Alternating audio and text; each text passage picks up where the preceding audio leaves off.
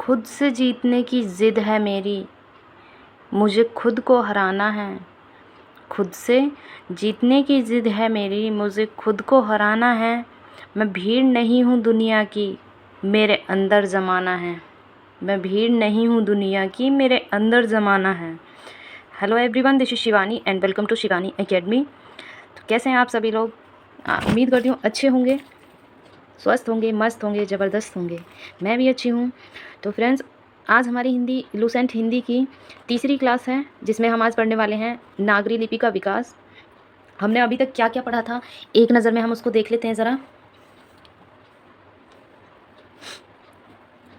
हम हिंदी का विकास पढ़ चुके हैं, हिंदी भाषा का विकास पढ़ चुके हैं। हम कैसे कैसे हिंदी भाषा आज के मानक रूप में आई, ये सब हम पढ़ चुके हैं। अपभ्रंश भी पढ़ चुके हैं हम। बोलियाँ कौन सी कहाँ से कैसे निकली वो भी पढ़ चुके हैं हम। अब हम उसके बाद में हम अपभ्रंश हो चुका है। आज हम पढ़ेंगे जो हमारी हिंदी भाषा है उसकी लिपि देवनागरी लिपि है, तो आज हम उसके बारे में पढ़ेंगे। कैसे उसका जन्म विकास हुआ, उद्भव हुआ, जन्म हुआ कह सकते हैं, कहाँ से वो लिपि आई। तो उससे पहले हम थोड़ा सा कुछ जान लेते हैं। जैसे कि ये आप देख रहे हैं, हिंदी भाषा जो है वो स्वतंत्रता से पहले, जब देश आज़ाद नहीं हुआ था उससे पहले राष्ट्रीय भाषा के रूप में उसका विकास हुआ था। तो ये पॉइंट था जो ज़रूरी था, याद मतलब बताना ज़रूरी था, जो कि नहीं मैं बता पाई थी। तो आप अभी देखिएगा, भारत देश जब आज़ाद नहीं हुआ था उस टाइम पे जो हमारी हिंदी थी वो राष्ट्रीय भाषा के रूप में विकसित हुई थी, उसको राष्ट्रीय भाषा का दर्जा दिया गया था। हमने देखा कि हिंदी भाषा का विकास तो हो गया है, हिंदी भाषा मानक रूप में आ गई है।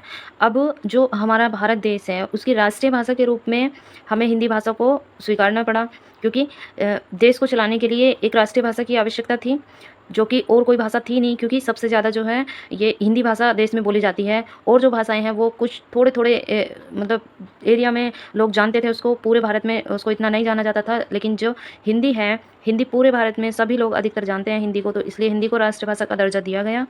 उसके लिए बहुत सारे आंदोलन भी हुए, बहुत लोगों ने उसको सहयोग भी किया, यहाँ तक कि अंग्रेज़ों ने भी उसका सहयोग किया कि हाँ, हिंदी ही राष्ट्रभाषा होनी चाहिए। उसके बाद में कुछ आंदोलन भी हुए थे, और कुछ मतलब बहुत सारे जो फ्रीडम फाइटर्स थे, स्वतंत्रता सेनानी थे, उन लोगों ने इसको सपोर्ट किया कि राष्ट्रीय भाषा जो है हमारी हिंदी ही होनी चाहिए, क्योंकि हिंदी सरल भाषा है, आम बोलचाल की भाषा है, आम जनमानस जो है उसका प्रयोग कर सकते हैं वो।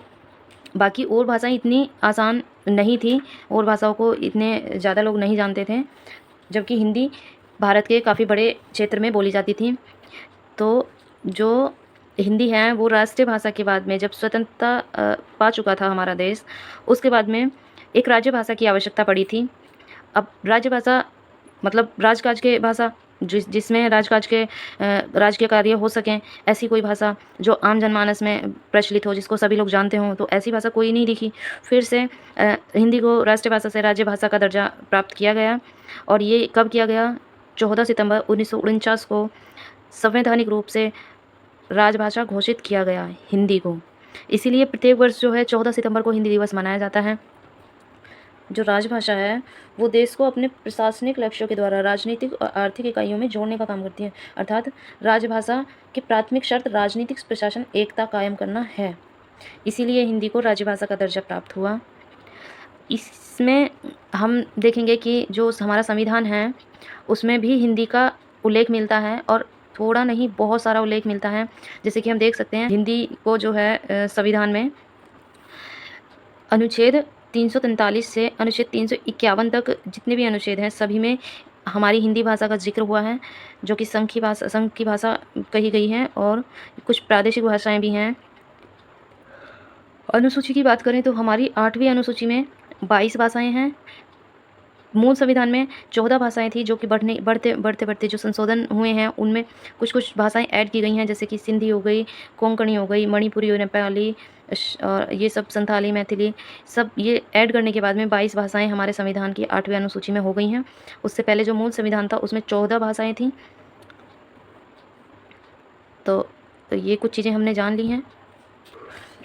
अब हम देखते हैं हमारा आज का टॉपिक। आज का टॉपिक हमारा है देवनागरी लिपि। देवनागरी लिपि क्या है, कहाँ से आई, कैसे आई, इसके अंदर भाषा कौन सी है, तो ये सब चीज़ें हम आज की वीडियो में देखने वाले हैं, आज की क्लास में। अब से पहले हमारी 2 क्लासेस हो चुकी हैं जो कि हिंदी के विकास क्रम की थी। हिंदी का विकास कैसे हुआ उसकी 2 वीडियोस हमारे चैनल पे अपलोड कर दी गई हैं। तो आप लोगों ने अगर वो वीडियोस नहीं देखी हैं तो आप लोग पहले जा कर के उन वीडियोस को देखिएगा, तभी आप लोगों को ये क्लास समझ आएगी। तो चलिए शुरू करते हैं हम आज की क्लास। आज की क्लास में हम देखने वाले हैं लिपि, नागरी लिपि का विकास। तो देखिए सबसे पहले है ना 350 ईस्वी से पहले ब्राह्मी लिपि होती थी। एक ब्राह्मी लिपि जो थी उसको 2 पार्ट में डिवाइड किया गया था, वो 2 शाखाओं में बटी थी। तो एक उत्तरी ब्राह्मी लिपि और दूसरी दक्षिणी ब्राह्मी लिपि। तो ये जो थी दक्षिणी ब्राह्मी लिपि थी, इससे कुछ लिपियों का जन्म हुआ, जैसे कि तमिल लिपि या कलिंग लिपि इसको कहा जाता है। दूसरी तेलुगु कन्नड़ लिपि। तीसरी ग्रंथ लिपि। ग्रंथ लिपि से ही ग्रंथ लिपि से ही ये मलयालम लिपि का उद्भव होता है। तो दक्षिणी ब्राह्मी लिपि से ये कुछ लिपियों का उद्भव हुआ था और ये यहीं पे समाप्त हो गई। अब उत्तरी जो ब्राह्मी लिपि है उससे गुप्त लिपि का विकास हुआ। जो उत्तरी ब्राह्मी लिपि है उससे गुप्त लिपि का विकास हुआ। ये करीब चौथी 5वीं सदी तक चली थी। उसके बाद फिर सिद्ध मातृका लिपि का गुप्त लिपि से विकास हुआ। ये चली थी 6ठी सदी तक। और इसके बाद कुटिल लिपि आई। कुटिल लिपि 8वीं 9वीं सदी तक चली। इससे ये जो है कुटिल लिपि जो है वो 2 शाखाओं में बटी, एक नागरी लिपि और एक शारदा लिपि। शारदा लिपि से 4 लिपियों का जो है विकास हुआ। शारदा लिपि 4 लिपियों में बटी, 4 लिपियों का विकास हुआ जिसमें एक है गुरुमुखी, कश्मीरी और फिर लहंदा लिपि, टाकरी लिपि। ये चारों लिपियाँ जो थीं ये शारदा लिपि से विकसित हुई हैं। अब जो नागरी लिपि है, नागरी लिपि हमारी 2 शाखाओं में विभाजित हो जाती है, एक पश्चिमी शाखा और एक पूर्वी शाखा। पूर्वी शाखा में जिन लिपियों का विकास हुआ वो लिपियाँ हैं बांग्ला लिपि, असमी और उड़िया। इनका पूर्वी शाखा से विकास हुआ। और पश्चिमी शाखा से जिनका विकास हुआ था वो हैं देवनागरी लिपि, राजस्थानी, गुजराती और महाजनी कैथी। इन लिपियों का विकास पश्चिमी शाखा से हुआ और इनका विकास पूर्वी शाखा से हुआ। पश्चिमी शाखा से जो विकसित हुई थी लिपियाँ उनमें ही हमारी देवनागरी लिपि है, ये जिसके अंतर्गत हमारी हिंदी भाषा आती है। मीन्स हिंदी की जो लिपि है वो हमारी ये देवनागरी लिपि है। तो आप लोग देख सकते हैं किस तरह से देवनागरी लिपि का विकास हुआ है। ब्राह्मी लिपि, उससे फिर वो ब्राह्मी लिपि 2 पार्ट में डिवाइड हो गई, 2 शाखाओं में बढ़ गई, उत्तरी ब्राह्मी और दक्षिणी ब्राह्मी। दक्षिणी ब्राह्मी से 4 लिपियाँ विकसित हुई। दक्षिणी ब्राह्मी यहाँ पर समाप्त हो गई और उत्तरी ब्राह्मी लिपि से गुप्त लिपि का विकास हुआ। गुप्त लिपि से सिद्ध मातृका लिपि का और सिद्ध मातृका लिपि से कुटिल लिपि का विकास हुआ। कुटिल लिपि आगे चलकर 2 शाखाओं में बटी। 2 शाखाओं में बटकर जो एक नागरी लिपि, एक शारदा लिपि। शारदा लिपि से 4 लिपियाँ निकली, गुरुमुखी लिपि, कश्मीरी लिपि, लहंदा और टाकरी लिपि। नागरी लिपि आगे चल के 2 शाखाओं में बटी, पुनः पश्चिमी शाखा और पूर्वी शाखा। पूर्वी शाखा से 3 लिपियाँ निकली, बांग्ला, असमी, उड़िया। पश्चिमी शाखा से 5 लिपियाँ निकली, देवनागरी, राजस्थानी, गुजराती, महाजनी और कैथी, जिनमें देवनागरी हिंदी की लिपि मानी जाती है। तो ये था देवनागरी लिपि का विकास क्रम। आप इसको एक बार रिवाइज़ करें और आपको बहुत अच्छे से याद हो जाएगी ये। वैसे तो छोटी सी है ये, आपको याद हो ही चुकी होगी, इसमें कुछ है नहीं इतना खास। और अगर आपने अभी तक अब से पहली 2 वीडियो नहीं देखी हैं, 2 क्लास नहीं देखी हैं, तो पहले आप उन 2 क्लासों को देखिएगा, उसके बाद आप ये तीसरी क्लास पे आइएगा, तभी ये आप लोग को समझ आएगी। देवनागरी लिपि के बारे में हम कुछ और पॉइंट्स नोट करेंगे, जैसे कि देवनागरी लिपि को हम लोकनागरी लिपि या हिंदी लिपि भी कहते हैं। देवनागरी लिपि बाईं से दाईं ओर लिखी जाती है, जबकि फ़ारसी लिपि, उर्दू, अरबी, फ़ारसी भाषा की जो लिपियां हैं ये दाईं से बाईं ओर लिखी जाती हैं। एक ध्वनि के लिए एक ही वर्ण संकेत होता है। एक वर्ण संकेत से अनिवार्यतः एक ही ध्वनि व्यक्त होती है। जो ध्वनि का नाम वही वर्ण का नाम होता है। इसमें ऐसा नहीं है कि लिखेंगे कुछ और बोला कुछ और जाएगा। इसमें मूक वर्ण नहीं होते हैं, जैसे कि साइलेंट लेटर होते हैं इंग्लिश में, इस तरह से इसमें मूक वर्ण नहीं होते हैं। जो बोला जाता है वही लिखा जाता है। नेक्स्ट है, एक वर्ण में दूसरे वर्ण का भ्रम नहीं होता है। ऐसा नहीं होता है कि बोल कुछ रहे हैं और बोलना कुछ और है, बोल कुछ और रहे हैं, इस तरह से ऐसा भ्रम नहीं होता है इसमें।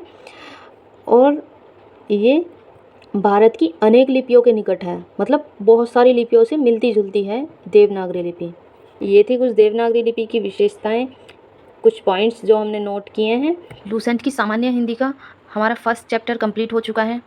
तो अब हम फर्स्ट चैप्टर के कुछ क्वेश्चंस लेकर के आएंगे, कुछ वन लाइनर लेकर के आएंगे, उसके बाद हम सेकंड चैप्टर स्टार्ट करेंगे। तो कल आप लोगों को यहाँ पे देखने को मिलेंगे कुछ वन लाइनर पॉइंट्स कह लीजिए या क्वेश्चंस कह लीजिए, आप लोगों को वो देखने के लिए मिलेंगे। उससे क्या होगा, आप लोगों का उससे रिवीजन हो जाएगा। तो आप जो स्टार्टिंग से और यहाँ लास्ट तक आप लोगों ने जो पढ़ा है उसको आप फिर भूलेंगे नहीं, उसका एक बेहतर रिवीजन हो जाएगा। उसके बाद में हम नेक्स्ट चैप्टर की तरफ चलेंगे। तो मिलते हैं फिर कल की क्लास में। एक टेस्ट मान के उसको चलिएगा आप लोग। तो चलिए फिर मिलते हैं नेक्स्ट क्लास में एक सुपर फास्ट रिवीजन के साथ। तब तक के लिए tata bye bye and take care. Class अगर अच्छी लगी है तो ज़्यादा से ज़्यादा इसको शेयर करें और चैनल पे अगर पहली बार आए हैं तो चैनल को सब्सक्राइब ज़रूर कर लें।